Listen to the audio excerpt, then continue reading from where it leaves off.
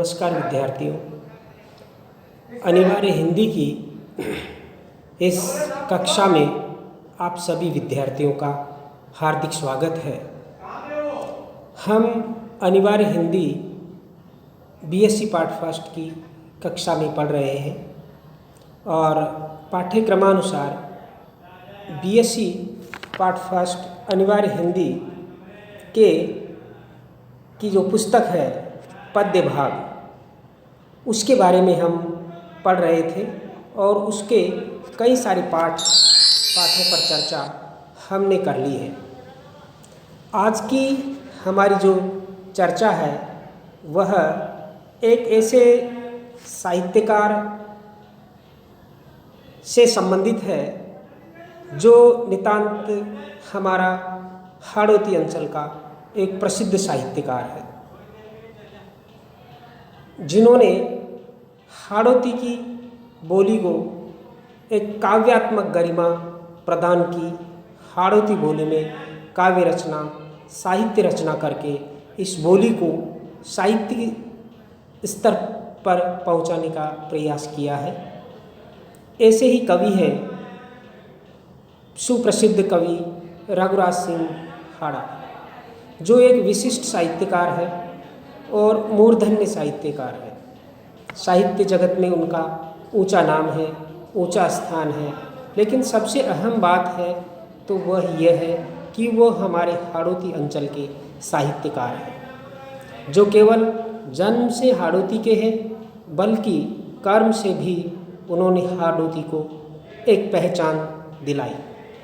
यहाँ के लोक जीवन को उन्होंने सरस काव्यात्मक आनंद से सरोवर किया। इनके लोकगीतों की, कविताओं की धूम कवि सम्मेलनों में देखी जा सकती है।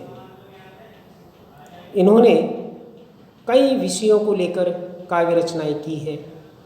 कहने का तात्पर्य यह कि आज की हमारी जो चर्चा का विषय है कवि रघुराज सिंह हाड़ा और उनकी कविता शहीद की माँ, जो कि आपके पद्य भाग में अनिवार्य हिंदी में सम्मिलित है। इस चर्चा के जो महत्वपूर्ण बिंदु हैं, रघुराज सिंह हाड़ा का जीवन परिचय, व्यक्तित्व एवं कृतित्व, यानी कि इस चर्चा में हम उनके जीवन परिचय के बारे में, उनके जन्म के बारे में, उनके साहित्यिक योगदान के बारे में पढ़ेंगे और साहित्य जगत में जो सम्मान उन्हें मिला उसके बारे में भी हम पढ़ेंगे। और जो रचना का चौथा बिंदु है शहीद की माँ कविता का मूल भाव एवं मूल प्रतिपाद्य, कि इस कविता के अंदर कवि रघुराज सिंह हाड़ा ने क्या कहा है, इस बारे में हम विस्तार पूर्वक चर्चा करेंगे। लेकिन इतना आप अवश्य ध्यान रखें कि रघुराज सिंह हाड़ा हाड़ौती अंचल के एक महत्वपूर्ण, विशिष्ट और मूर्धन्य साहित्यकार हैं, जिन्होंने हाड़ौती बोली में काव्य रचना करके इस भाषा को, इस बोली को साहित्यिक गरिमा प्रदान की, साहित्यिक अभिव्यंजना की शक्ति प्रदान की, एक इस बोली को पहचान दिलाई। इस बोली को पहचान दिलाने में रघुराज सिंह हाड़ा का महत्वपूर्ण स्थान है। यह एक प्रकार से सुखद संयोग है कि हम हमारे पाठ्यक्रम में इस महत्वपूर्ण कवि को पढ़ रहे हैं। तो आइए चलते हैं, हम उनके जीवन परिचय, व्यक्तित्व और कृतित्व के बारे में थोड़ी बहुत जानकारी प्राप्त करते हैं। हाड़ौती के सुप्रसिद्ध कवि रघुराज सिंह हाड़ा का जन्म हाड़ौती अंचल के एक छोटे से ग्राम चमलासा, जिला झालावाड़ में 31 मार्च 1933 ईस्वी में हुआ था। आपकी शिक्षा दीक्षा कोटा नगरी में हुई। 1955 में सरकारी सेवा के अंतर्गत अंग्रेजी अध्यापक पद पर नियुक्त हुए और 34 वर्ष की लंबी एक राजकीय सेवा के पश्चात जिला प्रौढ़ शिक्षा अधिकारी के पद से 1989 में सेवानिवृत्त हुए। काव्य प्रतिभा के धनी रघुराज सिंह हाड़ा हिंदी और हाड़ौती पर समान रूप से अधिकार रखते थे। उनका हाड़ौती पर काव्य रचना करने का अनुभव भी उतना ही प्रभावशील है जितना कि हिंदी पर है। हिंदी में भी उन्होंने खूब लिखा, हाड़ौती में भी उन्होंने खूब लिखा। दोनों भाषाओं पर, दोनों पर बराबर से उनका अधिकार था। हाड़ौती में उन्होंने बराबर लेखनी चलाई है और इस भाषा को एक काव्यात्मक गरिमा प्रदान की, श्रोताओं के को काव्य रस के आनंद से सरोबार किया। रघुराज सिंह हाड़ा एक उच्च कोटि के गीतकार थे। ये उनकी एक विशिष्ट पहचान है कि उनके गीत श्रोताओं के बीच में बहुत प्रसिद्ध रहे हैं। हिंदी व हाड़ौती भाषा पर समान आधिपत्य रखने वाले रघुराज सिंह हाड़ा की कृतियाँ युग चेतना, सामाजिक चेतना, यथार्थ चित्रण और मौलिक चिंतन से युक्त है। कहने का तात्पर्य यह कि उनके अंदर एक वैचारिक स्तर भी बहुत ऊंचा था। उनके काव्य में युग चेतना के दर्शन होते हैं, अर्थात युग की जो समस्याएं हैं, युग की जो प्रवृत्तियां हैं, युग की जो यथार्थ स्थितियां हैं, वो उनसे दूर नहीं थी, उनसे वो अनभिज्ञ नहीं थे। उन समस्याओं को, युगीन परिस्थितियों को उन्होंने अपने काव्य में स्थान दिया है। बराबर उनकी कविताओं में सामाजिक चेतना के दर्शन होते हैं। अपनी कविताओं के माध्यम से उन्होंने सामाजिक जागृति का संदेश दिया है। सामाजिक कुरीतियों और बुराइयों की उन्होंने आलोचना की है, एक गीतकार, एक व्यंग्यकार के रूप में। यथार्थ चित्रण है, अर्थात कल्पना नहीं है, यथार्थ है। जो भी उन्होंने कहा है, सच कहा है। सामाजिक वस्तु स्थिति का यथार्थ वर्णन उन्होंने अपनी कविताओं में किया है और जो उनका चिंतन है वो मौलिक है, बिल्कुल नया है, अपने अंदाज का है और उसमें वो एक उच्च स्तरीय साहित्यकार की कोटि के कवि दिखाई देते हैं। कवि रघुराज सिंह हाड़ा बहुमुखी प्रतिभा के धनी थे और उन्होंने साहित्य जगत की विभिन्न विधाओं जैसे कहानी है, एकांकी है, कथा समीक्षा है, निबंध तथा बाल गीतों पर लेखनी चलाकर हाड़ौती बोली में काव्यात्मक क्षमता का परिचय दिया कि हाड़ौती बोली में भी काव्य रचना की जा सकती है। रघुराज सिंह हाड़ा राजस्थानी भाषा के वरिष्ठ साहित्यकारों में गिने जाते हैं। राजस्थान साहित्य अकादमी भी इससे पूरी तरह से परिचित है और उन्होंने राजस्थान साहित्य अकादमी ने उन्हें इस बाबत पुरस्कार भी प्रदान किया था, जिसका उल्लेख हम आगे करेंगे। उनकी कविताएं देश के कई शिक्षा बोर्डों एवं यूनिवर्सिटी सहित लगभग 17 देशों के विश्वविद्यालयों में पढ़ाई जाती है। यह उनकी एक महत्वपूर्ण उपलब्धि है, यह कि उनकी विशिष्टता उनके मूर्धन्यपन को साबित करती है, उनके उच्च स्तरीय साहित्यकार होने को साबित करती है। रघुराज सिंह हाड़ा की ख्याति एक मंचीय कवि और गीतकार के रूप में विशेष उल्लेखनीय है। कहने का तात्पर्य मंचीय कवि यानी कि कवि सम्मेलनों में अपनी पहचान छोड़ने वाले, अपनी छाप छोड़ने वाले, अपना प्रभाव साबित करने वाले कवि के रूप में थी और विशिष्ट कोटि के गीत लिखने में उन्हें महारत हासिल थी। लोग उनके गीतों के मुरीद थे, उनको वो सुनने के लिए लालायित रहते थे। कवि सम्मेलनों में कवि रघुराज सिंह हाड़ा का नाम श्रोताओं के लिए प्रतीक्षा और उत्सुकता का विषय रहा करता था कि रघुराज सिंह हाड़ा इस कवि सम्मेलन में आ रहे हैं और श्रोताओं को आनंद से सरोबार कर देंगे और श्रोता भी उनकी प्रतीक्षा करते रहते थे। कवि सम्मेलनों में उन्होंने खूब धूम मचाई थी। अपने राजस्थानी गीतों और कविताओं से राजस्थान के लोक जीवन, रिश्तों के साथ ही लोक संस्कृति और प्रकृति के मनोरम चित्रों को उकेरते हुए कवि हाड़ा की रचनाएं लोकगीतों के रूप में गाई जाती रही है। कहने का तात्पर्य कि रघुराज सिंह हाड़ा के साहित्य में, उनकी कविताओं में, उनके गीतों में लोक जीवन की झांकी देखने को मिलती है और जो सामाजिक रिश्ते नाते हैं उनका बड़ा ही सुंदर और मनोरम चित्रण उन्होंने किया है। प्रकृति के चित्र भी उनकी कविताओं में देखते ही बनते हैं। उनके गीत महत्वपूर्ण हैं। उनके गीतों और कविताओं में देशभक्ति का ज्वार भी देखते ही बनता है, जिसका उदाहरण हमारे पाठ्यक्रम में शहीद की माँ कविता है। उसको पढ़कर हम अनुमान लगा सकते हैं कि उनकी कविताओं में देशभक्ति का स्वरूप क्या है, कितना गहरा है। भारतीय जीवन दर्शन में मातृभूमि के प्रति जो लगाव और जो धारणा है, उसका सही रूप में बखान रघुराज सिंह हाड़ा की कविता शहीद की माँ करती है। उन्होंने राजस्थानी भाषा भाषियों को अपनी कविताओं से काव्यात्मक आनंद से सरोबार कर दिया था। वे जन पक्षधर साहित्यकार थे। कहने का तात्पर्य है कि उनकी कविता में जनता की आवाज़ प्रमुख थी। जनता क्या चाहती है, जनता की आकांक्षा क्या है, जनता की अपेक्षा क्या है, इस बात का सबूत उनकी कविताएं हुआ करती थी। कवि सम्मेलनों में उन्हें सुनने के लिए जन सैलाब उमड़ा करता था। वो इतने ख्याति लब्ध और प्रतिष्ठित साहित्यकार थे। उनकी कविताएं बंजारा, भील भीलनी, कजली तीज, कबूतरा को जोड़ो को आज भी जन जन में प्रसिद्ध है। ये उनकी महत्वपूर्ण कविताएं हैं जो लोगों को आज भी जुबानी याद है। उन्होंने अपने साहित्यिक योगदान के माध्यम से हिंदी और राजस्थानी भाषा के विकास में महत्वपूर्ण योगदान दिया था। यानी कि राजस्थानी भाषा के विकास में रघुराज सिंह हाड़ा का महत्वपूर्ण योगदान है।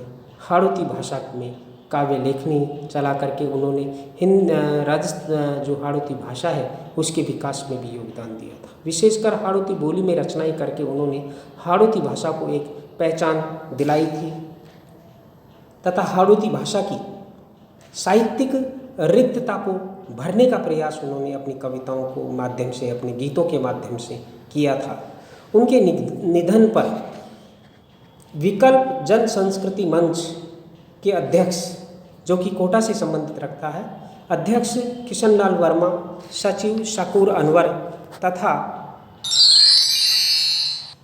मंच से जुड़े साहित्यकारों महेंद्र नेह, दिनेश राय द्विवेदी, इंद्र बिहारी सक्सेना, निर्मल पांडे, शून्य आकांक्षी, शरद तेलंग आदि ने कहा था कि हाड़ा राजस्थान के जनपक्षधर साहित्यकारों के सिरमौर कवि थे। उनको इस रूप में हमेशा याद रखा जाएगा। उन्होंने अपनी रचना राजस्थान गौरव में राजस्थान के अतीत के वर्णन के साथ ही सुंदर भविष्य की कल्पना भी की है। राजस्थान गौरव रघुराज सिंह हाड़ा की महत्वपूर्ण रचना है जिसमें राजस्थान के अतीत का वर्णन किया है और भविष्य का एक सुनहरा स्वप्न उस कविता में दिखाई देता है, उस रचना में दिखाई देता है। घूघरा में कवि ने अपने अनुभवों एवं सामाजिक सत्यों को यथार्थ अभिव्यक्ति प्रदान की है।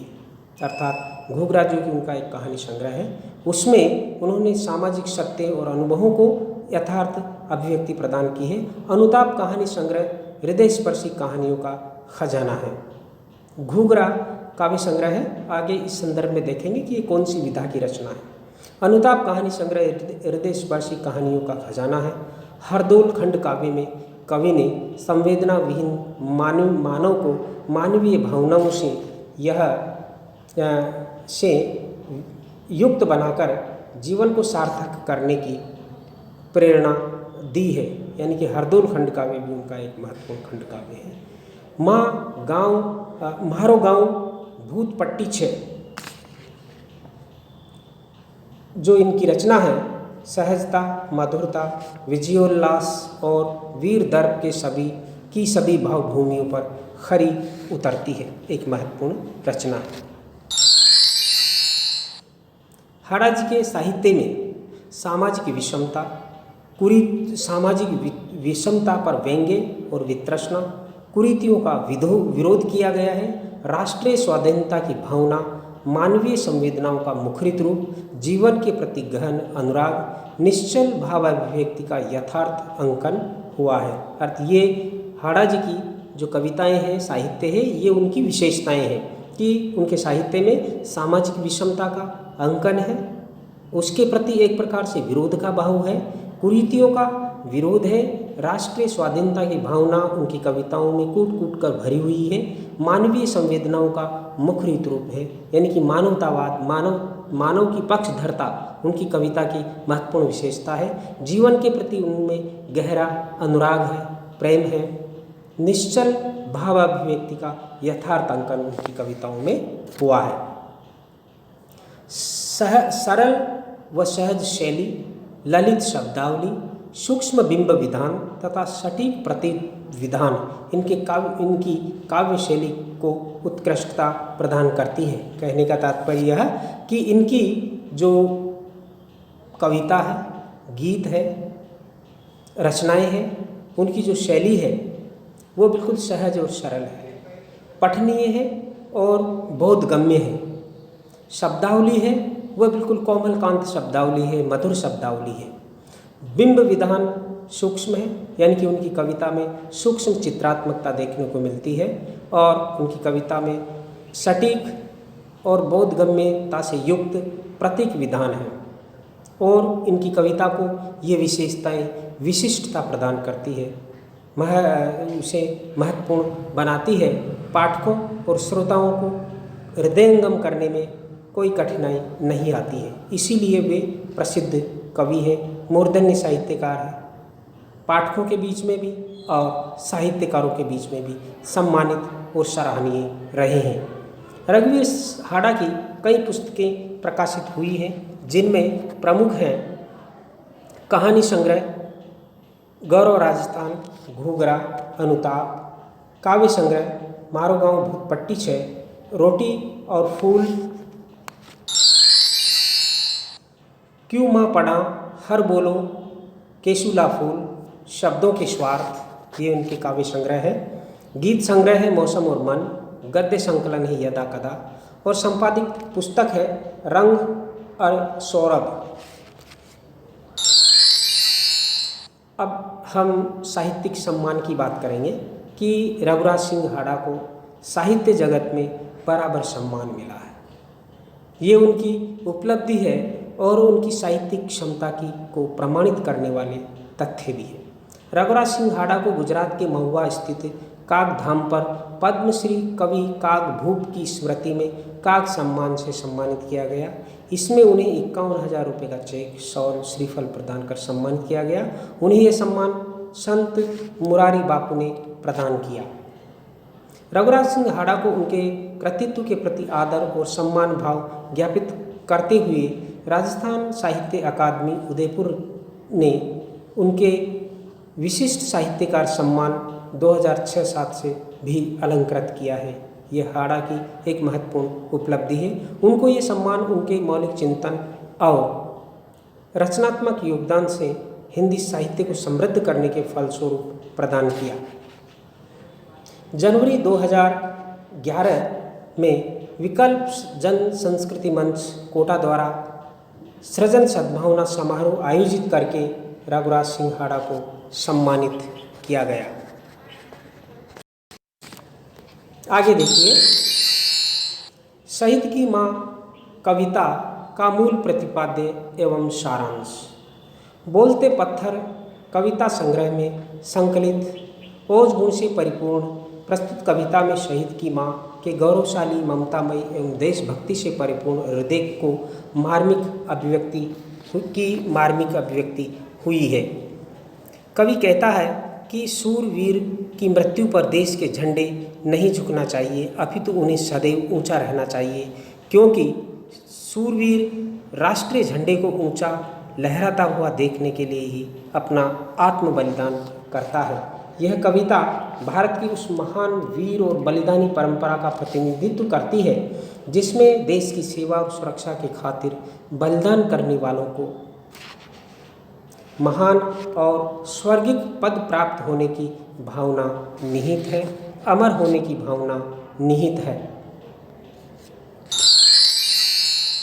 यहाँ ये भावना निहित है देशवासियों में कि देश की खातिर मरने वाले मरते नहीं, अपितु अमर हो जाते हैं, मृत्युंजय हो जाते हैं, मृत्यु को जीतने वाले होते हैं। वतन के लिए बलिदान करने वाले मरते नहीं बल्कि अमर हो जाते हैं। ऐसी भावनाएं भारतवासियों के हृदय में कूट कूट कर भरी हुई है। ऐसी भावनाओं का प्रतिपादन करने वाली ये कविता देशभक्ति की श्रेष्ठतम कविता है। इसमें एक माँ की देशभक्तिपूर्ण भावनाएं और उद्गार पाठकों को देशभक्ति की भावना से सरोबार कर देती है। यह कविता इस भावना का प्रतिपादन करती है कि देश की खातिर अपने प्राणों का बलिदान करने से कौमें जिंदा होती है। गैर तो रोते हैं पर देशवासियों की छातियाँ गर्व से तन जाती है। ऐसी कविताएं देशवासियों को देशभक्ति के लिए संकल्पित करती है, महत्वपूर्ण कविताएं होती है। वीर सपूतों को जन्म देने वाली माताएं धन्य होती है तथा देश अजय होता है। एक ऐसे देश को कोई जीत नहीं सकता, कोई हरा नहीं सकता। कवि देशवासियों को देशभक्ति की सीख देते हुए यह भी कहते हैं कि हमें वीरों का सम्मान और अभिनंदन कैसे करना चाहिए। देश की मिट्टी का क्या मोल है, और वो मिट्टी नहीं बल्कि चंदन है, मस्तक पर लगाने योग्य है। यह इस देश की ही परंपरा रही है कि यहाँ ललनाएं अपने को मातृभूमि की रक्षा के लिए वीरों के हाथों में शस्त्र थमाती है, उन्हें प्रेरित करती है, तनिक भी जीवन का मोह नहीं करती है। यह यहाँ की महिलाओं की, वीरांगनाओं की महत्वपूर्ण विशेषता रही है, इसलिए उन्हें वीरांगना कहा जाता है। कविता में कवि देशभक्ति, त्याग और बलिदान की भावना का प्रभावशाली और प्रेरक रूप देखने को मिलता है। यहाँ वीर सपूतों की गर्दन कट सकती है पर झुक नहीं सकती, गोली सीने पर लग सकती है पर पीठ पर नहीं। माँ भी ऐसे वीर सपूत पर गर्व करती है और अपने माँ होने पर स्वयं गर्व महसूस करती है। बेटे के शहीद होने पर माँ की यह भावना धन्य है। वह माँ धन्य है जिसमें शहीद की माँ कहती है कि मैं माँ तो आज हुई हूँ, जब अब उजला दूध हुआ है, मेरे घर खुशी मनाओ, पहलोटा लाल हुआ है। ये उस समय का गीत है माँ का, उस समय की भावना है जब उसका बेटा मातृभूमि की रक्षा के लिए रण में शहीद हो जाता है, रणभूमि में शहीद हो जाता है। तो तब वह रोती नहीं है, बिलखती नहीं है, बल्कि अपने घर पर खुशी मनाने का ऐलान करती है और उसे लगता है कि आज ही बेटे का जन्म हुआ है, पहले बेटे का जन्म हुआ है, उसका दूध धन्य हो गया, उसकी कोख धन्य हो गई। ऐसा इतना गर्व है उस माँ के हृदय में मातृभूमि की रक्षा करने वाले बेटे के प्रति। इस कविता में सर्वप्रथम एक माँ शहीद बेटे के लिए की गई शोक सभा का, देश के लिए शहीद होने वाले के लिए मर गया कहने का विरोध करती है, उसे अपमान स्वरूप मानती है। शहीद की माँ कहती है कि मैंने उसे देश की सेवा के लिए तिलक लगाकर, बहन ने राखी बांधकर, दुल्हन ने आरती उतारकर, शस्त्र देकर युद्ध भूमि में भेजा था। विदा करते समय घर वालों की आंखों में आंसू देखकर वह रूठ जाता था, वह घूरने लगता था। हंसकर विदा करने पर ही वह माँ के चरणों के सामने शीश झुकाता था और तुरंत युद्ध भूमि के लिए दौड़ पड़ता था, जैसे बचपन में कनकौवा लेने के लिए भागता था। युद्ध भूमि में जाना उसके लिए खेल के समान था। उसकी गर्दन में पिता की सी दृढ़ता थी जो कट सकती है पर दुश्मनों के सामने झुक नहीं सकती। फिर ऐसे वीर शहीद के बलिदान पर शोक सभा करना, आंखों में आंसू लाना क्यों? माँ कहती है कि वह मरा नहीं, वह थककर सोया है, क्योंकि उसने दिन भर अपनी कौम के भाल को अपने खून से धोया है और इस क्रिया में वह थक गया है। अतः ऐसे वीर शहीद के बलिदान पर देश का झंडा झुकना नहीं चाहिए बल्कि ऊंचा होना चाहिए, क्योंकि देश के झंडे को ऊंचा रखने के लिए, उसके मान और सम्मान को ऊंचा रखने के लिए ही वह आत्म बलिदान करता है। उसका बलिदान ही देश को झंडे को ऊंचा करने के लिए हुआ है।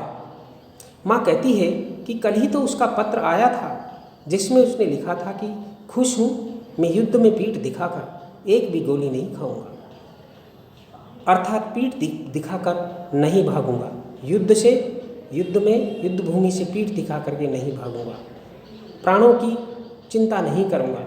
मैं भी कहती है माँ भी कहती है कि वह मेरा लाल था, वह धरती पर गिरा होगा पर हर घाव उसके सीने पर होगा।